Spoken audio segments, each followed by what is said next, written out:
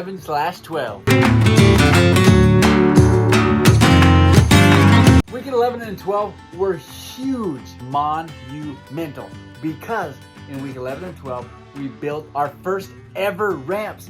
Oh, we have put our stamp on the eBest building. Demolition is almost done, and we are starting to build and design. I am so excited. Let's do the dang thing.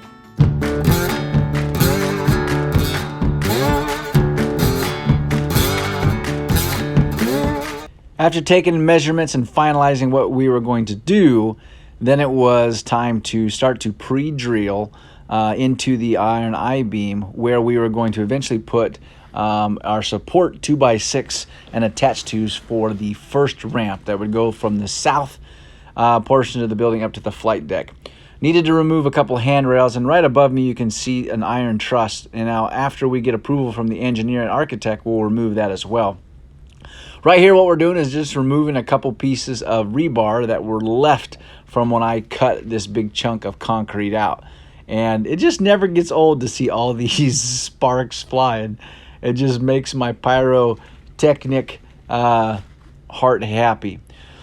So once we got the pre-drill, we attached our 2x6, a pre-treated wood, and then we determined the angles, the hypotenuse, and what we needed to cut our wood at so that we could attach it to the wall and begin building our first ramp. Now this is a pretty big thing. One, it was kind of difficult because I was by myself, but I was able to rig up, throwing a rope over the iron truss, pre-drilling the hole and raising it up. Now because I was alongside the brick, this is going to allow this first ramp to be extremely solid and secure, because I was able to drill into the brick and then use a 3/4 inch by 4 inch masonry bolt and to secure it to that. Now the second one was a little trickier because I didn't have the attachment to the wall, but by using support beams and some joist supports and anchors, this thing is going to be extremely rigid and tough. And it has to be, because it has to support riders that are going to be riding it over and over and over. It is so cool to see how things just fall into place, and how I believe God's hand just supports things that are blessing his children. We were able to find some stools and some benches from a local restaurant and bar that had closed down recently. And more importantly, we were able to find a old Red Bull vending machine that we are going to repurpose into our first ever giving machine. Now, I cannot tell you how unbelievably dense and heavy this thing was. This sucker is going to do some serious good in our community. I don't know who I need to call, but I think that they need to change their motto to Red Bull gives others wings. We found the keys, and we were excited to open it up and make sure everything was working, which it does. Super pumped about that. But I can't wait to fill this with drinks that will double as immediate gifts and for those that are needed across our community and throughout the world. Things like chicken cherries and goat grape. What are some flavors that you think that we should develop that will immediately benefit the lives of people throughout the world? Any ideas you have down in the comments below. I love out-of-the-box thinking. So we ripped that, stacked it, and then we started getting back to the part that was really fun. You always have to build the foundation, but no one sees the foundation. Now what they do see is these beautiful 2x4s, 100-plus-year-old wood that we were able to repurpose.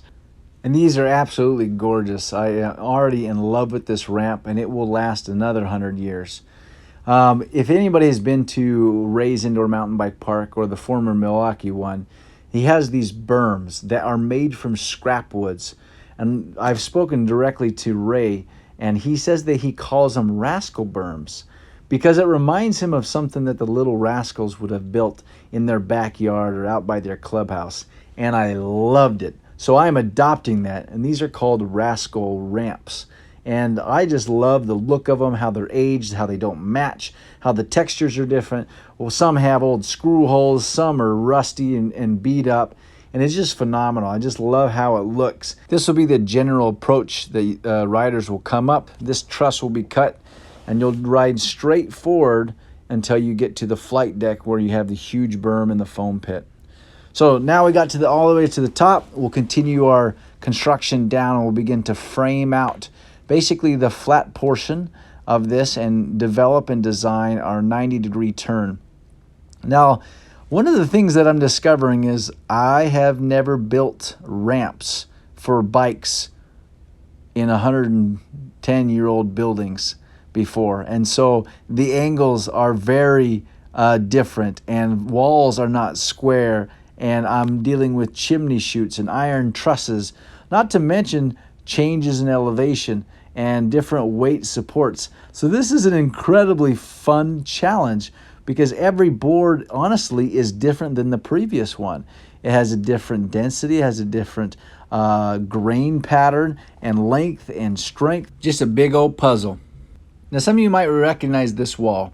This was a growth wall that showed markings of a lot of the family members. You see Remy, and then there's Love You Grandpa. This just is a historical piece, and I love it. I had one of the coolest experiences. I don't have any video of it, but we had another demo day, and I got to meet Remy, and he was a beast. Now, it was funny because I didn't have my camera that day. I usually film it all, but this is actually a video from his mother, and it was so cool to meet Remy and to see the kid that was behind the name on this wall that I've walked past already probably 1,000 times.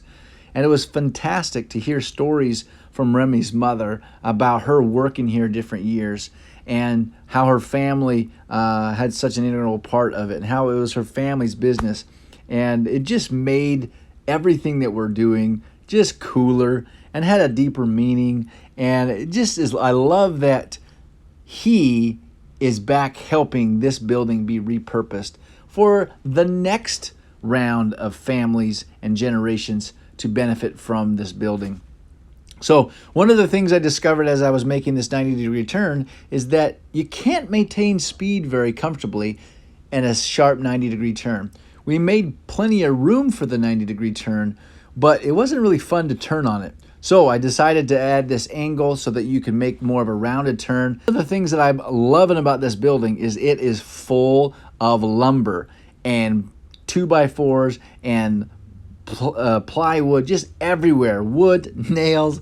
We easily have already saved $2,000 in construction material by using previous lumber that's being provided by the building. It's phenomenal. Not to mention that it is awesome and old and aged, and it just has stories to it. Every piece of wood has a story to it, and that just makes building this all the more fun. Now, in my meeting that I had with Ray Petro just about a month ago, one of the pieces of advice that he gave me was to build everything to size. So for instance, this piece of particle board is 4x8. As you can guess, this ramp I'm working on is not 4x8. And you can see me extending it wider so it's a full 4 feet so that when I lay it down, that it fits pretty uniformly and it's perfect. And so this is a huge growing curve for me, and it's really fun to learn and to learn the tricks and to get into a groove. And I can't thank Ray and his advice and tips. Now here's a piece of pure steel platform that I found. One of the things that I've discovered in building these ramps is that you always have a lip that the riders have to ride up, and it creates kind of a bump. And it's hard to cut wood so that it doesn't have that lip. But I found this piece of metal, and I decided it would be a fantastic lead-up ramp, and then it would have a little spring to it, which would be fun. It's from the building, which is awesome, and is Chuck Norris approved. And it always makes a metal sound, a clink, when you ride on it. I just love the tactile and the audible sensation when you ride on metal. So we cut a little back from the piece of 4x8 particle board, so put another support beam under it, and so that we could nail this down and make it part of this ramp. And I think it turned out phenomenal, and I really enjoyed riding it. Next thing is to build and include the handrails. Now this has been another learning curve, because in theory you would think that you'd want the handrails high, but you can't have them too high because then there's the chance of the handlebars of the bikes clipping them, and that could lead to wrecks. So you have to have them just high enough so that it prevents falls and wrecks of any serious nature, but not clipping the handrails. So we just went and continued this process up and up and up. And here's another instance where I would be able to save more time if I built these handrails every 4 to 8 feet, so that when I put 2x4s on it, which are typically 8 foot long, I wouldn't have to cut any. But this was a mistake I had, and I didn't calculate that. I just kind of eyeballed it, and it led to some unnecessary waste and unnecessary cuts, which when you're building a park, 54,000 square foot, those can really add up. So I've really enjoyed learning those so that it can save us time and money in the future, which ultimately allows us to charge less for the kids who are going to potentially visit here in the future. And you better believe that one of the reasons I build this is so that I can ride it. And I promise you that 1 out of 1 physicians recommends riding this ramp. And it's just like having kids. Your work is never done. The to-do list is forever long. So as soon as we finish that ramp, we are already gearing up and ready to go on to the next ramp, which go to the main barrier up to this brickyard area. So we tore down the safety retaining wall that prevented my children when we played bike tag from falling down into the rhythm section. So the first big undertaking that we needed to do that definitely had a significant elevated degree of sketchiness was to cut this I-beam and remove it. So first thing we had to do is remove the strips of concrete and rebar so that we could gain access to the I-beam. And then once we did that, we were able to then cut through the I-beam and eventually work our way through it. There's something just raw and beautiful about all these sparks. Now at one point, I did have a piece of shard of metal ricochet off the wall and go on my back down my drawers. And yeah, I did definitely a little jig when that happened. So we finally got it removed, and now we need to basically repeat the process of the previous ramp where we attach our 2x6s into the concrete with masonry screws, cut the right angles, determine the lengths, use our rope over the trusses to suspend it because I'm there by myself. And once we have it all cut and measured, we're able to attach it to the adjoining structures, secure it, and then place the first handrail in.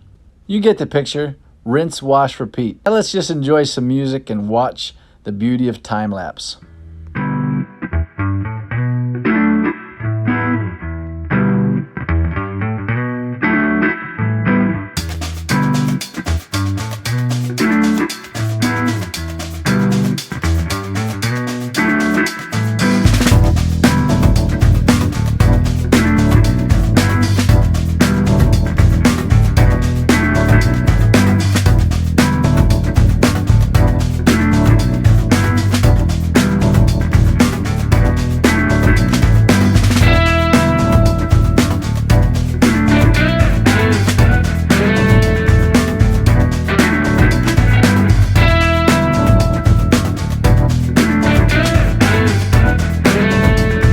It's amazing how much lumber you use building these ramps. But guess what? We got plenty of it. So we just went back to the little stockyard from our demo days in which the awesome volunteers separated them into basically as close to as similar. The chapter of this book is called Moving Wood, Then Moving It Some More.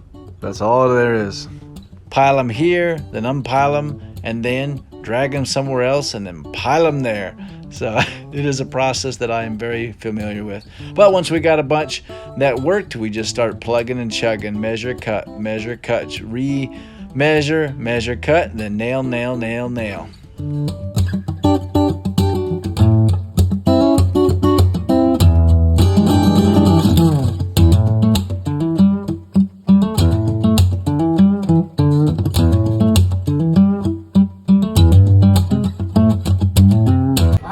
My very last board, and I saw this piece of scrap wood, and I was like, hey, let's see if it fits. Now somehow I got off centered, and this is smaller than this, and I picked this up and I noticed that this end, for some reason, it was cut uneven, so this edge is smaller than this one. Look at that! Ow!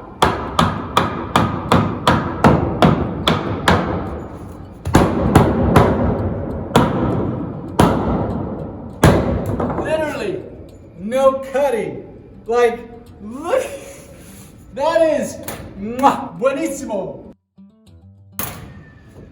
Yes! Woo!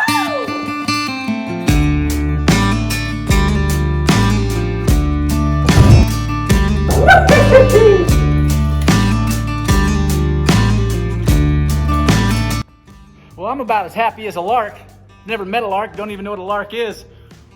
But if there's a happy one out there, I am that. Oh, I'm so pumped. Now I gotta chop those off so it looks all nice and pretty like that. But you can see, you can start to see what I'm thinking, right?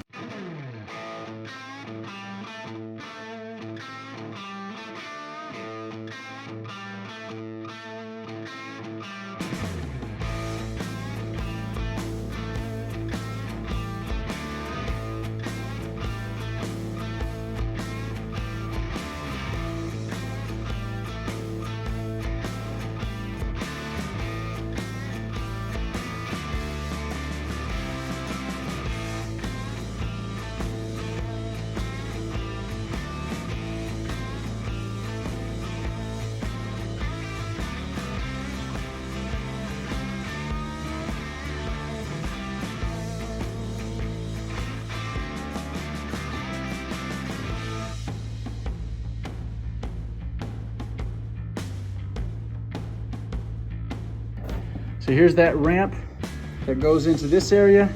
And then now you can see the space between where we'll build the ramp that goes down and berms down into the rhythm section, the pump track area. Yes! Woo! Weeks 11 and 12 were super special, and I'm looking forward to 13 and 14. Join us in the journey as we build something for Quincy by Quincy. Remember, kindness is currency. Consider subscribing. Let's do this. Knuckles, noggin, butterfly kisses, squid fingers.